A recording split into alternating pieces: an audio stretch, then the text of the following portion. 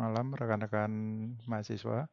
Untuk materi pajak berikutnya adalah membahas masalah PPh Badan rekonsiliasi fiskal. Kita lakukan flashback pemahaman pajak di Indonesia.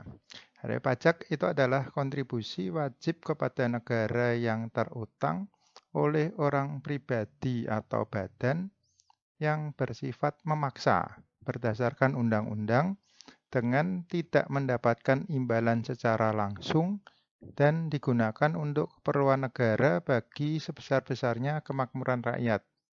Bisa kalian baca atau kalian lihat di pasal 1 Undang-Undang KUP. Definisi badan adalah sekumpulan orang dan atau model yang merupakan kesatuan baik yang melakukan usaha maupun yang tidak melakukan usaha. Nah, bentuknya badan bisa meliputi perseroan terbatas atau PT, perseroan komanditer atau CV, perseroan lainnya, badan usaha milik negara, badan usaha milik daerah, firma, kongsi, koperasi, dana pensiun, persekutuan atau perkumpulan, yayasan, organisasi massa atau organisasi politik atau organisasi lainnya, serta lembaga dan bentuk badan lainnya termasuk kontrak investasi kolektif dan bentuk usaha tetap atau BUD. Untuk pajak badan, kita pasti akan membuat rekonsiliasi fiskal. Nah, apa yang dimaksud dengan rekonsiliasi fiskal? Rekonsiliasi fiskal adalah sama dengan akuntansi pajak. Itu adalah koreksi fiskal yang terjadi karena adanya perbedaan antara akuntansi perusahaan dengan akuntansi pajak. Di mana perbedaan tersebut secara umum ada 3. Yang pertama adalah perbedaan menghitung pendapatan atau penghasilan. Yang kedua, perbedaan pembebanan pengeluaran-pengeluaran untuk biaya. Dan yang terakhir adalah perbedaan waktu atau metode cara menghitung biaya. Untuk perbedaan menghitung penghasilan, beda tetap penghasilan. Contoh adalah penghasilan dividen.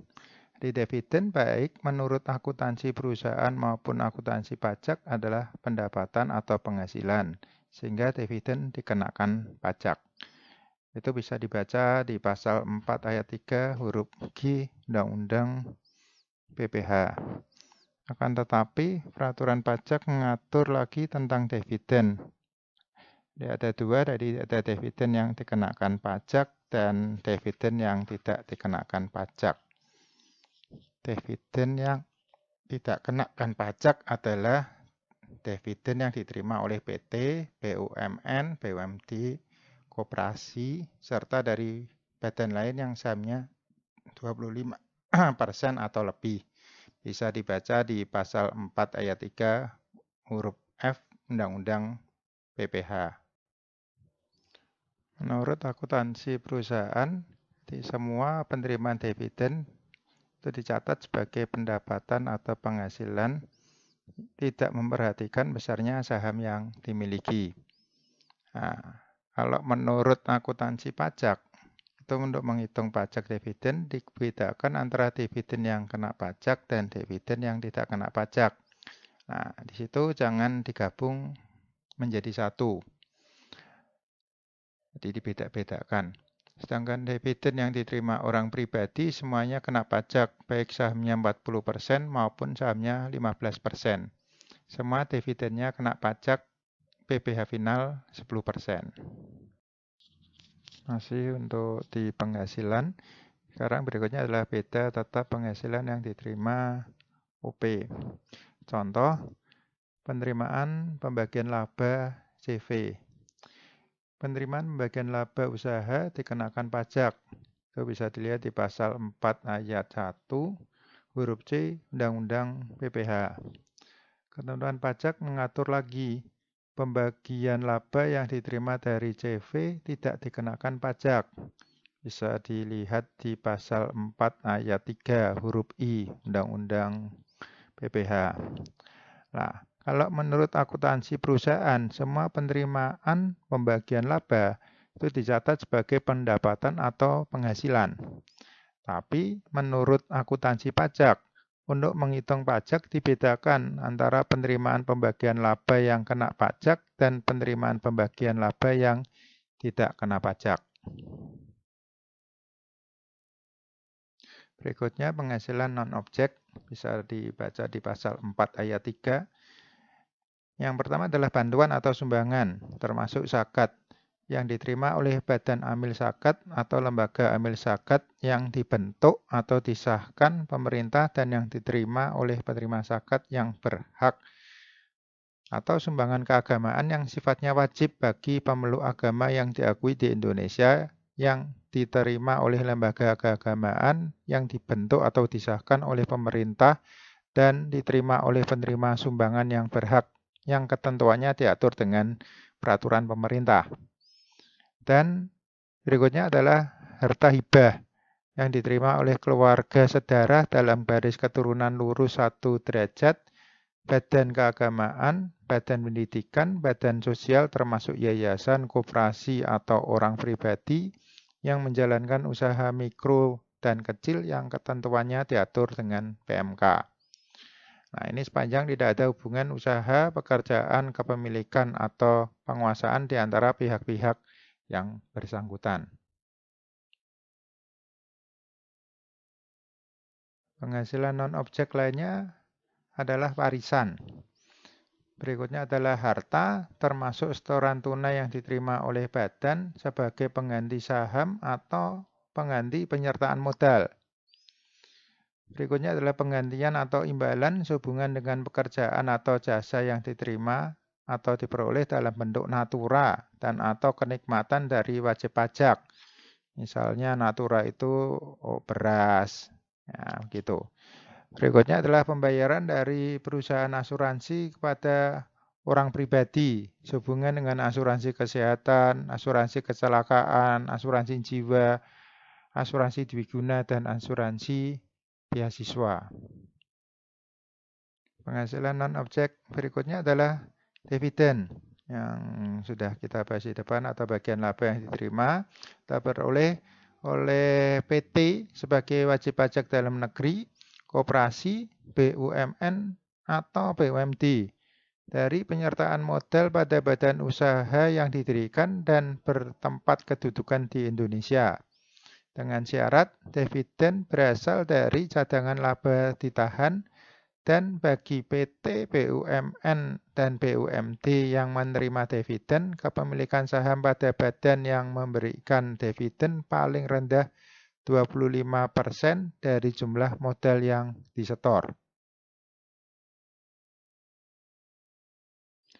Penghasilan non-objek berikutnya adalah iuran yang diterima atau diperoleh dana pensiun yang pendiriannya telah disahkan oleh Menteri Keuangan, baik yang dibayar oleh pemberi kerja maupun pegawai atau karyawan.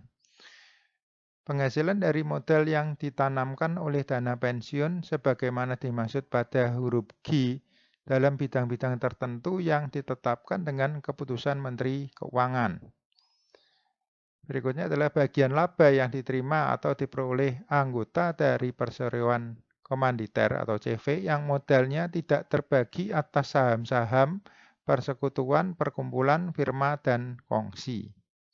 Nah, untuk yang berikutnya bunga obligasi yang diterima perusahaan reksadana ini sudah dihapus.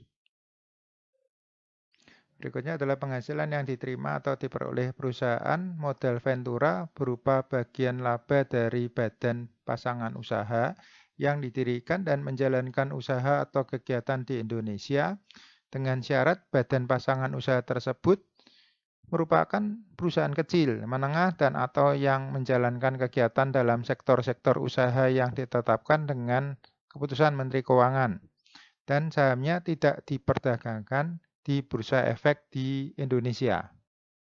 Penghasilan non-objek berikutnya adalah beasiswa yang memenuhi persyaratan tertentu yang ketentuannya diatur lebih lanjut berdasarkan peraturan Menteri Keuangan.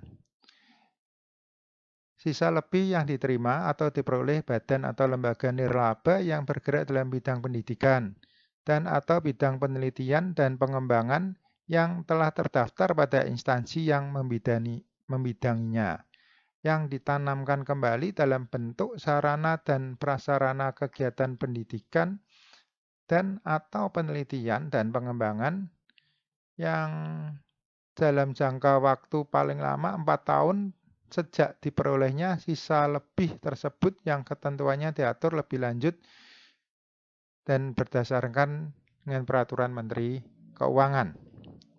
Dan yang terakhir adalah bantuan atau santunan yang dibayarkan oleh badan penyelenggara jaminan sosial kepada wajib pajak tertentu yang ketentuannya diatur lebih lanjut berdasarkan PMK.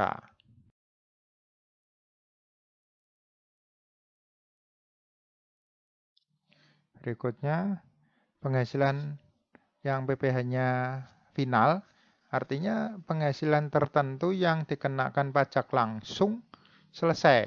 Jadi di akhir tahun penghasilan tersebut tidak dihitung lagi pajaknya. Nah, jadi yang termasuk PPh final itu adalah bunga deposito dan tabungan lainnya, bunga obligasi dan surat utang negara, dan bunga simpanan koperasi. Nah, untuk penghasilan selain itu adalah hadiah undian. Nah, atau penghasilan berdasarkan transaksi saham dan sekuritas lainnya, transaksi derivatif yang diperdagangkan di bursa, dan transaksi penjualan saham atau pengalian penyertaan modal pada perusahaan pasangannya yang diterima oleh perusahaan modal Ventura.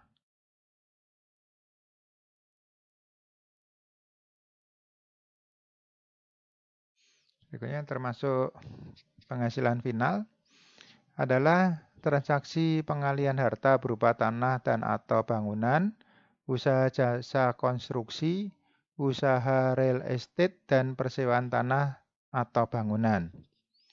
Berikutnya adalah penghasilan tertentu lainnya, yaitu adalah selisih lebih penilaian kembali aktiva tetap perusahaan. Berikutnya adalah usaha penyalur atau agen BBM. Jadi misalkan contohnya kayak SPBU. Berikutnya adalah pelayaran dalam negeri dan pelayaran atau penerbangan asing. Berikutnya penghasilan objek pajak, berarti artinya penghasilan yang dikenakan pajak. Yaitu penghasilan-penghasilan yang pada akhir tahun dijumlah dan dikenakan pajak pada akhir tahun. Nah, itu apa saja? Nah, salah satunya adalah penggantian atau imbalan berkenaan dengan pekerjaan atau jasa yang diterima atau diperoleh termasuk gaji, upah, tunjangan, honorarium, komisi, bonus, gratifikasi, uang pensiun, atau imbalan dalam bentuk lainnya, kecuali ditentukan lain dalam undang-undang ini. Hadiah dari undian, pekerjaan, kegiatan, dan penghargaan, dan laba usaha. Penghasilan objek pajak berikutnya adalah keuntungan karena penjualan atau karena pengalian harta. Ini adalah termasuk keuntungan karena pengalian harta kepada perseroan, persekutuan, dan badan lainnya sebagai pengganti saham atau penyertaan modal. Yang kedua adalah keuntungan karena pengalian harta kepada pemegang saham, sekutu atau anggota yang diperoleh perseroan, persekutuan, dan badan lainnya. Yang ketiga, keuntungan karena likuidasi, penggabungan, peleburan, pemekaran, pemecahan, pengambil alihan usaha, atau reorganisasi dengan nama dan dalam bentuk apapun. Yang keempat, keuntungan karena pengalian harta berupa hibah, bantuan, atau sumbangan, kecuali hibah pasal 4 ayat 3. Dan keuntungan karena penjualan, pengalian sebagian atau seluruh hak penambangan, tanda turut serta dalam pembiayaan atau permodalan dalam perusahaan pertambangan.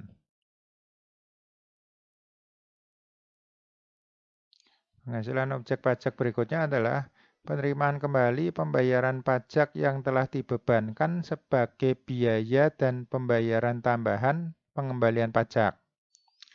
Bunga termasuk premium, diskonto, dan imbalan karena jaminan pengembalian hutang.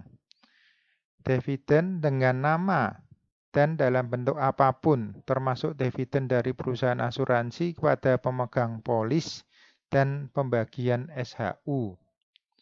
Royalti atau imbalan atas penggunaan hak, sewa dan penghasilan lain sehubungan dengan penggunaan harta. Penghasilan objek pajak berikutnya menurut pasal 4 ayat 1 adalah penerimaan atau perolehan pembayaran secara berkala. Keuntungan karena pembebasan utang, kecuali sampai dengan jumlah tertentu yang ditetapkan dengan peraturan pemerintah.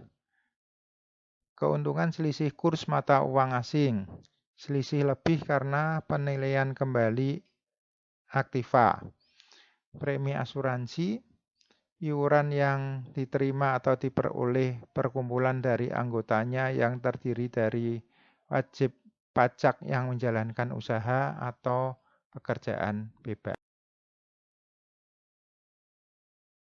Berikutnya adalah tambahan kekayaan neto yang berasal dari penghasilan yang belum dikenakan pajak. Penghasilan dari usaha yang berbasis syariah. Imbalan bunga sebagaimana dimaksud dalam undang-undang yang mengatur mengenai KUP dan surplus Bank Indonesia.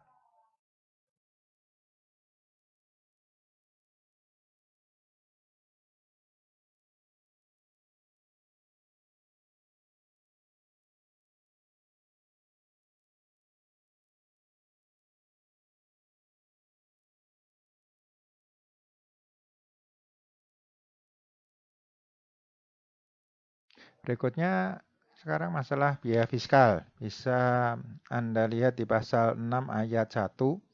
Jadi biaya yang secara langsung atau tidak langsung yang berkaitan dengan kegiatan usaha. Antara lain biaya pembelian bahan, biaya berkenaan dengan pekerjaan atau jasa termasuk upah, gaji, honorarium, bonus, gratifikasi, dan tunjangan yang diberikan dalam bentuk uang.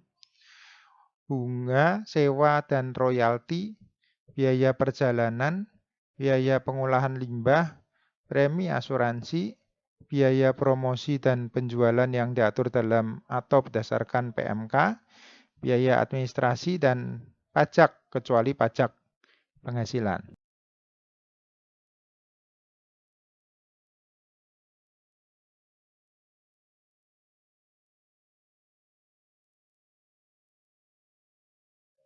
Biaya fiskal berikutnya adalah penyusutan atas pengeluaran untuk memperoleh harta berwujud dan amortisasi atas pengeluaran untuk memperoleh hak dan atas biaya lain yang mempunyai masa manfaat lebih dari 1 tahun, sebagaimana dimaksud dalam pasal 11 dan pasal 11A.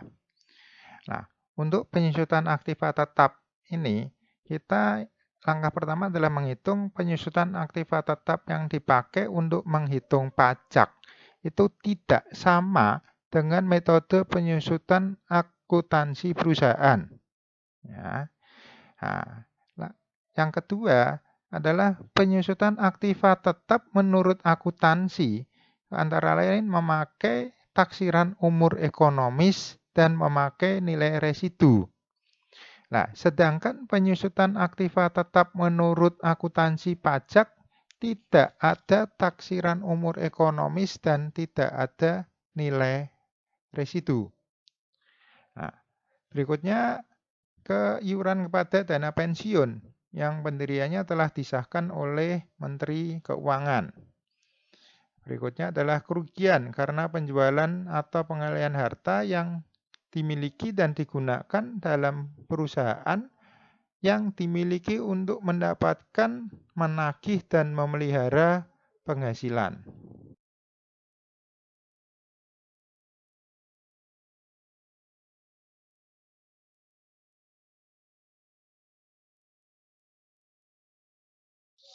Biaya fiskal menurut pasal 6 ayat 1 berikutnya adalah kerugian dari selisih kurs mata uang asing, biaya penelitian dan pengembangan perusahaan yang dilakukan di Indonesia. Mana kalau di luar negeri berarti tidak termasuk dianggap sebagai biaya fiskal. Serta biaya beasiswa, magang, dan pelatihan.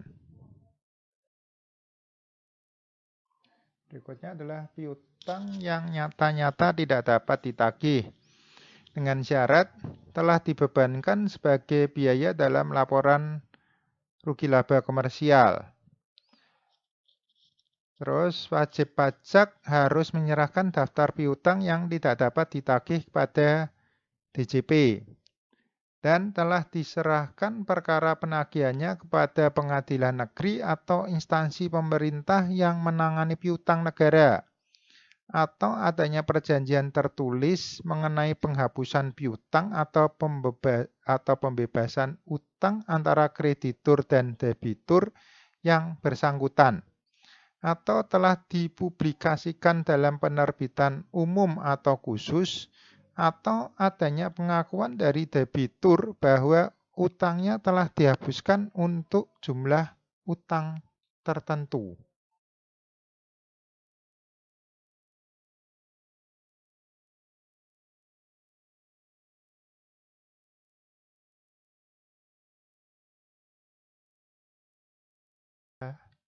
Fiskal berikutnya adalah sumbangan dalam rangka penanggulangan bencana nasional yang ketentuannya diatur dengan peraturan pemerintah. Sumbangan dalam rangka penelitian dan pengembangan yang dilakukan di Indonesia yang ketentuannya diatur dengan peraturan pemerintah. Dan biaya pembangunan infrastruktur sosial yang ketentuannya diatur dengan peraturan pemerintah.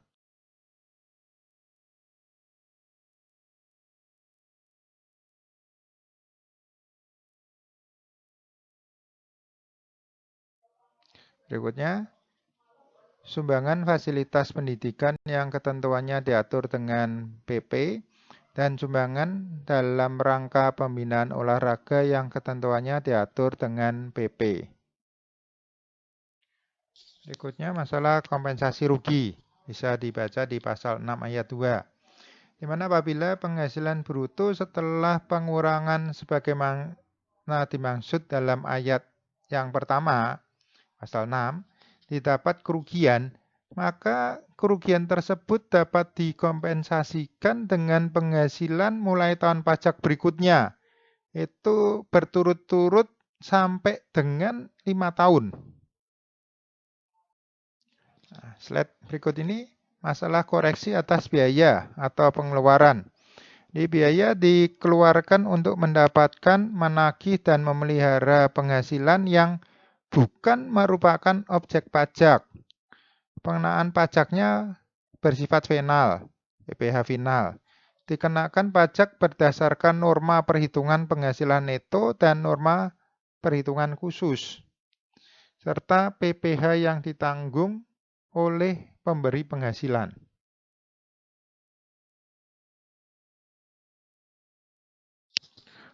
Untuk bukan biaya fiskal, itu antara lain adalah pembagian laba dengan nama dan dalam bentuk apapun seperti dividen, termasuk dividen yang dibayarkan oleh perusahaan asuransi kepada pemegang polis dan pembagian SHU koperasi. Biaya yang dibebankan atau dikeluarkan untuk kepentingan pribadi, pemegang saham, sekutu, atau anggota, itu juga bukan biaya fiskal.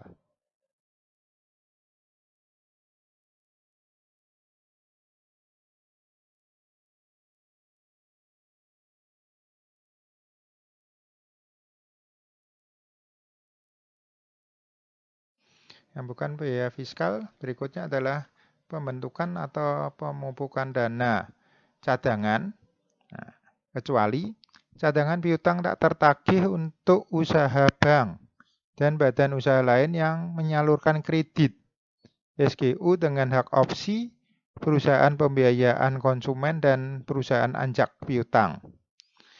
Yang kedua adalah cadangan untuk usaha asuransi, termasuk cadangan bantuan sosial yang dibentuk oleh Badan Penyelenggara Jaminan Sosial. Yang ketiga adalah cadangan penjaminan untuk lembaga penjamin simpanan. Yang keempat, cadangan biaya reklamasi untuk usaha pertambangan. Yang kelima, cadangan biaya penanaman kembali untuk usaha kehutanan. Dan yang keenam adalah cadangan biaya penutupan dan pemeliharaan tempat pembuangan limbah industri untuk usaha pengolahan limbah industri. Yang ketentuan dan syaratnya diatur dengan atau berdasarkan PMK.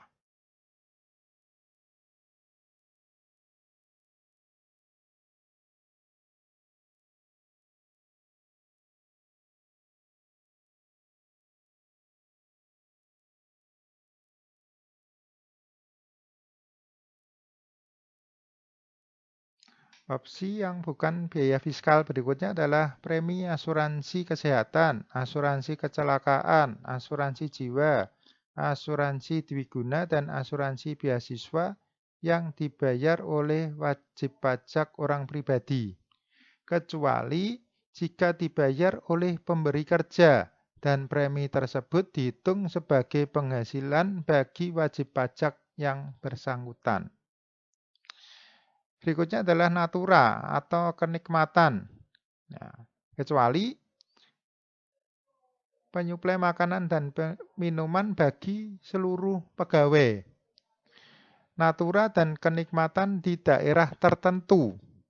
Natura dan kenikmatan yang berkaitan dengan pelaksanaan pekerjaan yang ditetapkan dengan PMK. Mobil dinas dan pemeliharaan untuk pegawai tertentu. Sarana antar jemput karyawan, handphone dan pulsa untuk pegawai tertentu. Jadi untuk pulsa itu yang hanya boleh dibebankan 50% untuk menghitung penghasilan kena pajak. Nah, sedangkan untuk handphone penyusutannya juga hanya boleh 50%. Untuk kendaraan dinas perusahaan yang dibawa pulang oleh karyawan, penyusutannya juga hanya dihitung 50%.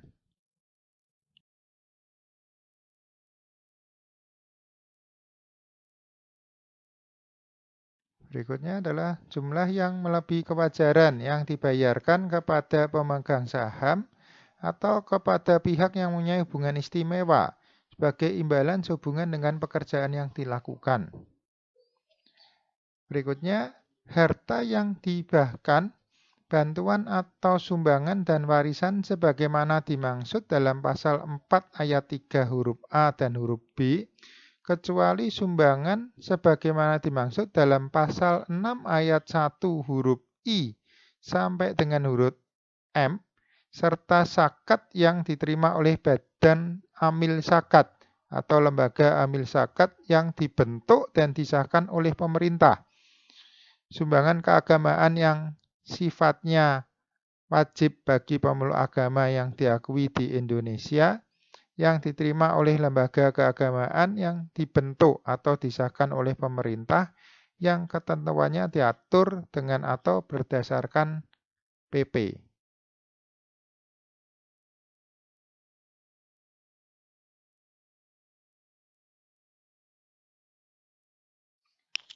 Berikutnya adalah pajak penghasilan. Terus biaya yang dibebankan atau dikeluarkan untuk kepentingan pribadi wajib pajak atau orang yang menjadi tanggungannya. Itu berarti bukan termasuk biaya fiskal. Berikutnya adalah gaji yang dibayarkan kepada anggota persekutuan, firma, atau perseroan komanditer yang modalnya tidak terbagi atas saham. Dan yang terakhir, sanksi administrasi berupa bunga, denda, dan kenaikan serta sanksi pidana berupa denda yang berkenaan dengan pelaksanaan perundang-undangan di bidang perpajakan. Ini tabel penyusutan fiskal yang tadi saya katakan tidak sama dengan metode penyusutan akuntansi perusahaan. Ya, ada perbedaan. Makanya biasanya yang sering digunakan adalah tabel metode penyusutan yang berdasarkan pajak. Ada perbedaan sedikit sebenarnya. Ya, itu tabelnya. Nah, penyusutan kalau berdasarkan akuntansi pajak, penyusutan dimulai bulan pembelian. Nah, tanggal tidak diperhatikan, misalkan beli tanggal 1 atau beli tanggal 30, bulan pembelian tetap dihitung. Nah, berikutnya, perusahaan menghitung penyusutan boleh memilih menggunakan metode garis lurus atau metode saldo menurun. Ya. Kalau menggunakan metode garis lurus, maka penyusutan sama dengan persentase kalikan harga perolehan atau harga beli. Nah, sedangkan kalau menggunakan metode saldo menurun, penyusutan itu sama dengan persentase kalikan harga sisa buku. Nah, apabila menggunakan metode saldo menurun, pada akhir masa manfaat, harga sisa buku disusutkan seluruhnya. Khusus aktiva tetap bangunan hanya boleh disusutkan dengan metode garis lurus, walaupun perusahaan memilih metode saldo menurun.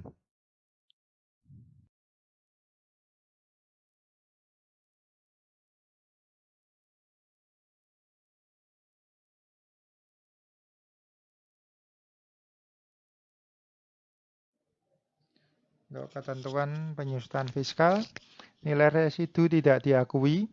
Ya, jadi di akhir masa manfaat disusutkan sekaligus. Tanah tidak disusutkan.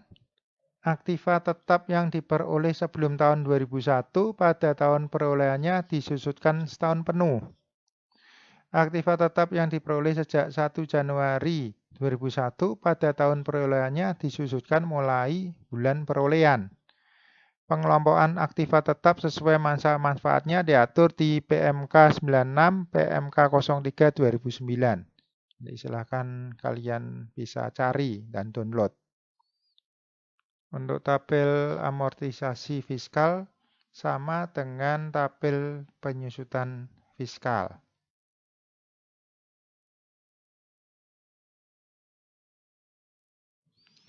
Amortisasi dimulai pada bulan dilakukannya pengeluaran.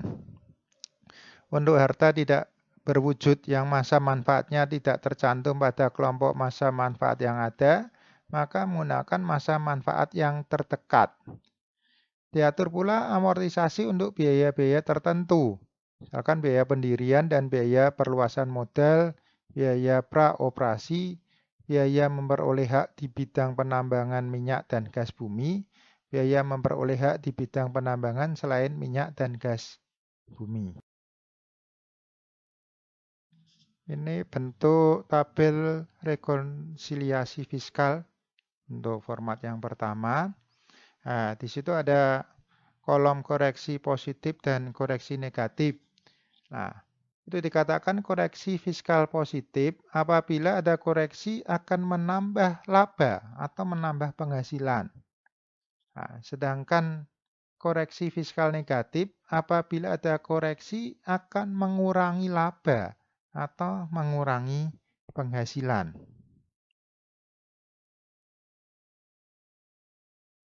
Ini bentuk tabel rekonsiliasi fiskal untuk format yang lain. Bisa Anda lihat di slide ini. Ini tarif pasal 17 untuk wajib pajak badan. Jadi berdasarkan di undang-undang yang baru, itu sejak tahun 2009, maka, nah ini, untuk semua lapisan PKP itu adalah 25%. Itu berlaku sejak tahun 2010.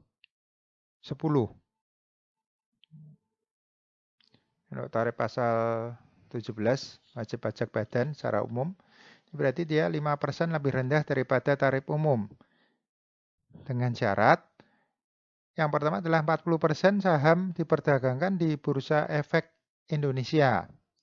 Syarat lain yang diatur dalam PP 81 tahun 2007, PMK 238 garis miring PMK titik 03 garis miring 2008 atau SE 42 garis miring PJ 2009.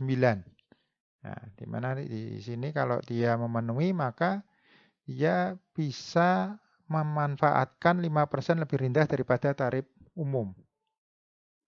Untuk tarif pasal 31E wajib pajak badan secara khusus wajib pajak badan dengan peredaran bruto sampai dengan 50 miliar mendapat fasilitas pengurangan pajak 50% dari tarif umum yang dikenakan atas penghasilan kena pajak dari bagian peredaran bruto sampai dengan 4,8 M. Syarat yang terakhir, tarif pajak pasal 17 untuk wajib pajak badan. Bagi yang omsetnya lebih besar dari 50 M, maka tarifnya adalah 25%.